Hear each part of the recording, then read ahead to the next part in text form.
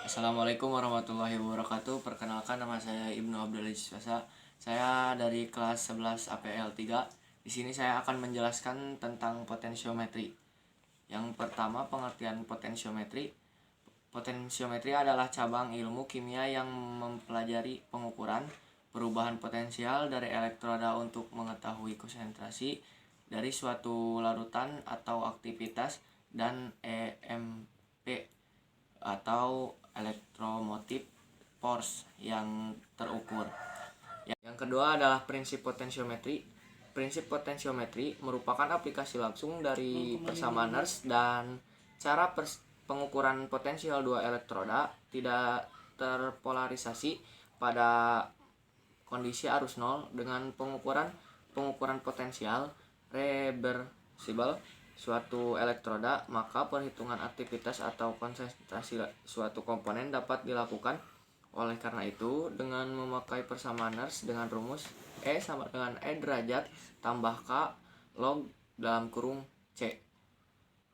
Potensial dalam titrasi potensiometri dapat diukur setelah ditambahkan sejumlah kecil volume titran secara berturut-turut dengan perangkat otomatik atau bantuan dari elektroda indikator dan elektroda pembanding yang sesuai. Dengan demikian, kurva titrasi yang diperoleh dengan menggambarkan grafik potensial terhadap volume titran ditambahkan akan mempunyai kenaikan yang sangat tajam di sekitar titik kesetaraan.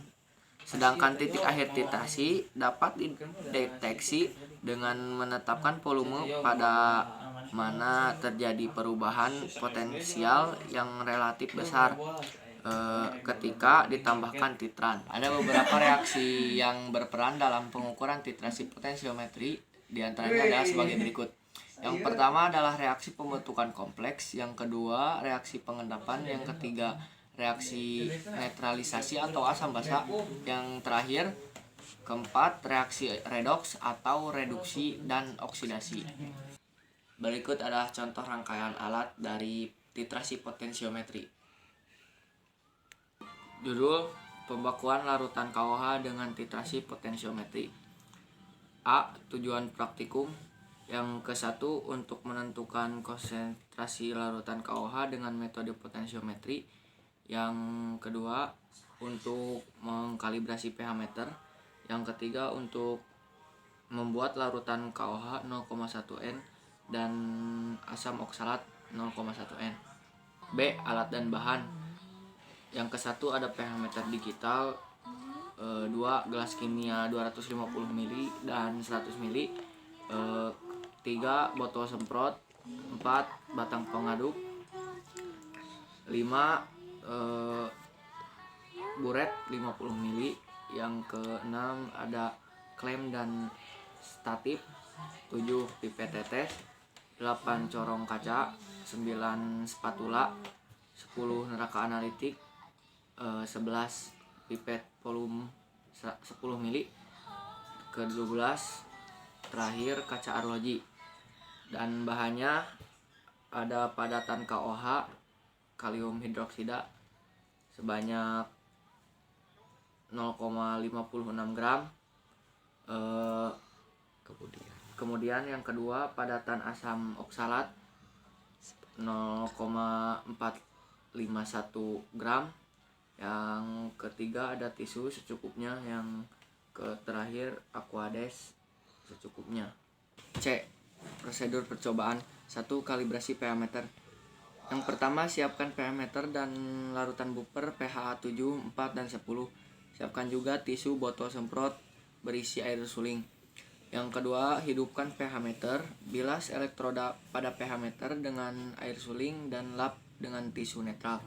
Masukkan elektroda ke dalam buffer pH 7 dan atur tombol kalibrasi agar menunjukkan pembacaan pH 7.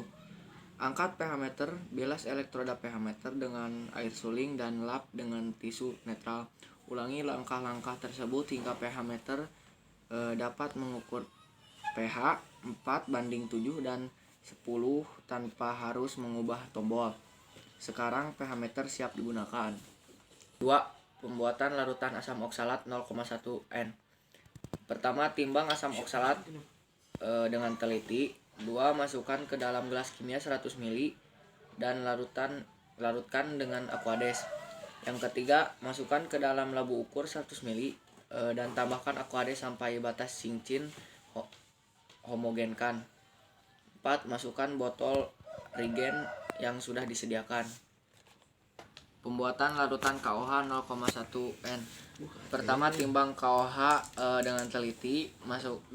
Masukkan ke dalam gelas kimia 100 ml dan larutkan dengan Aquades.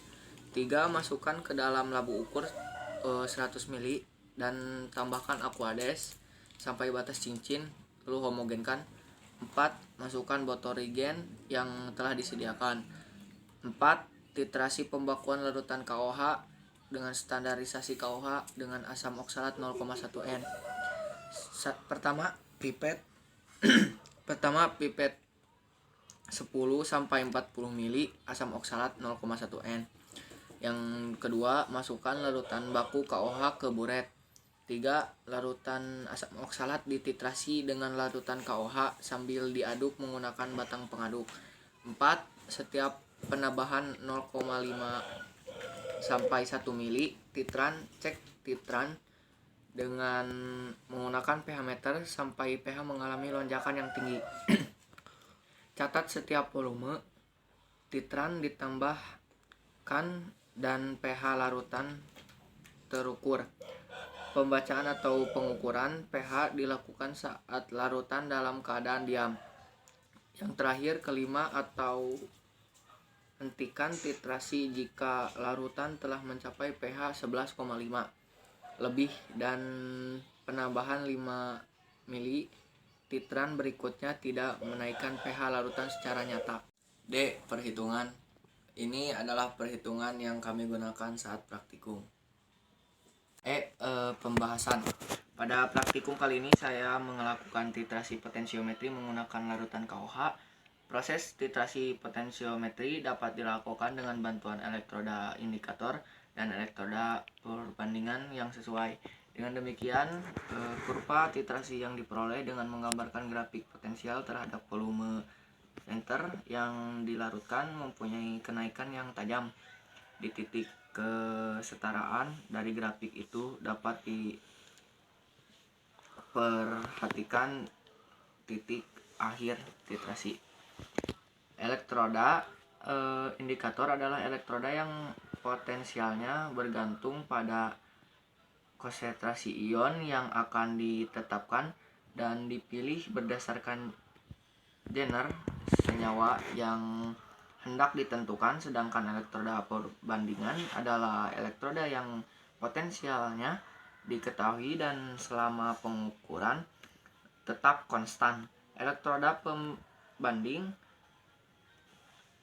yang banyak digunakan adalah elektroda Calomel karena konstannya potensial yang dihasilkan antara elektroda pengukur atau elektroda indikator dan elektroda pembanding. Terdapat jembatan arus atau garam dengan larutan elektrolit di dalamnya. Terdapat transport ion arus. Titik akhir potensiometri dapat dititrasi dengan menetapkan volume pada mana terjadi perubahan potensial yang aktif atau relatif besar jika ditambahkan titran. Hasil pengamatan digambarkan pada suatu kertas grafik terhadap volume titran untuk diperoleh suatu kurva titrasi. Pada titrasi potensiometri ini menggunakan pH meter. Karena pH meter ini telah menjadi demikian biasa, maka pH meter ini digunakan untuk semua jenis titrasi. Pada praktikum pembakuan KOH dengan metode potensiometri, saya melakukan kesalahan pada saat titrasi karena terdapat lonjakan yang sangat sedikit. Mungkin disebabkan oleh telitian saya atau ceroboh pada saat menggunakan pH meter. Percobaan pertama kalibrasi pH meter. Selanjutnya menimbang asam oksalat 0,45 gram,